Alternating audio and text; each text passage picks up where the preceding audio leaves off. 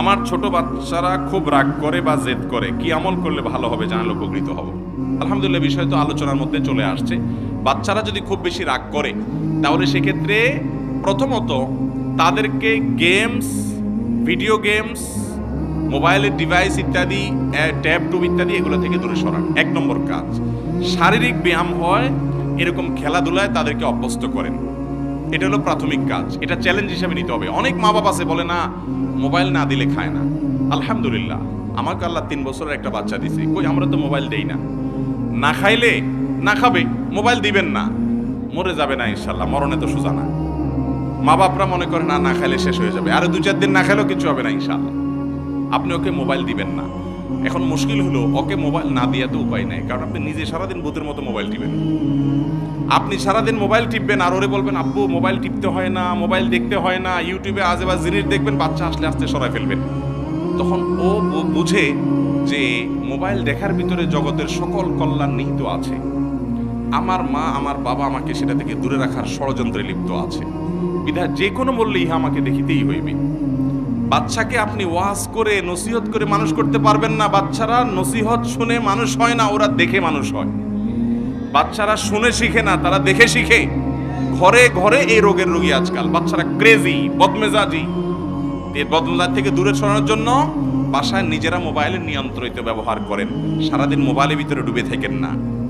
আপনি সারাদিন টিপবেন আর বাচ্চারা টিপতে দিবেন না, এটা হবে না, বাচ্চা মানবে না।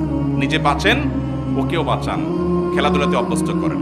1 নাম্বার 2, তার বদমেজাজ দূর করার জন্য সুন্নাহসম্মত আমল হিসাবে আউযু বিল্লাহি মিনাশ শাইতানির রাজিম পড়ে পড়ে তাকে ফু দেন।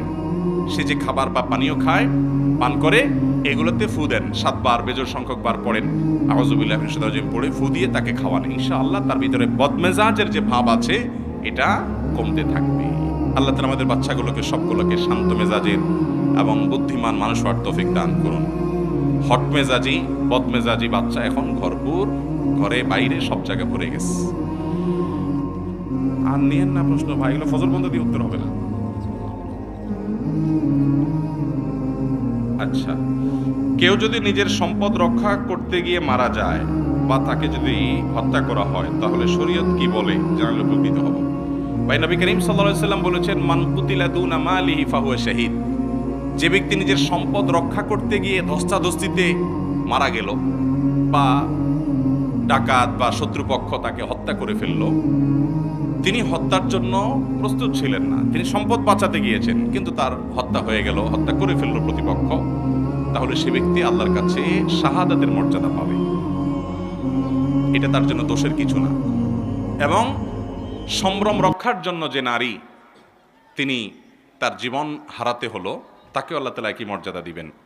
একইভাবে যে ব্যক্তি তার দ্বীন ঈমান রক্ষা করতে গিয়ে মারা যাবে, সে তো শাহাদাতের মর্যাদা অবশ্যই পাবে।